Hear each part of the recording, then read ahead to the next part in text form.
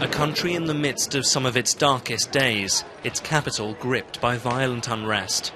Once again, clashes broke out in central Athens between riot police and anti-austerity protesters. Petrol bombs were thrown, tear gas canisters fired, the two sides fighting running battles before the police regained control. But behind the violence lies the peaceful protests of the majority. Tens of thousands, many of them middle-class Greeks, taking to the streets, furious at yet more spending cuts soon to be agreed to keep the country afloat. To demonstrate against the measures that destroy our lives. That's why we are today, because we're desperate people. The protests and a general strike bringing Greece to a standstill, the worst unrest since the new government took power in June. The message from the streets is clear, that over 2 years since Greece requested outside help, things are getting worse and they believe the entire strategy is wrong.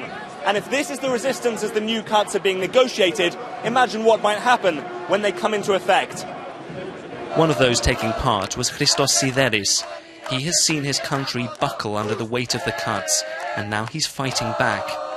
For in his spare time, he started up a new clinic offering free care to those recently unemployed who've lost their health insurance. Medicines? Everything here is donated. This is the other side of the crisis. Solidarity between Greeks who say they've been forced to swallow the bitter pill of austerity. It's amazing to see Greece in the 21st century, being a European member country, having children that are starving, and families that cannot feed their children or provide simple things like an aspirin. We only heard these kind of things in Africa, not in our country.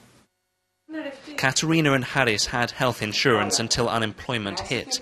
Now they can't afford a basic checkup for their newborn.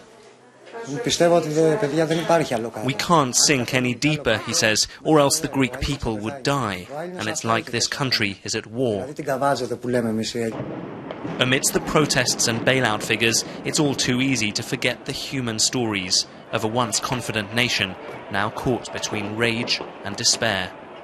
Mark Lowen, BBC News, Athens.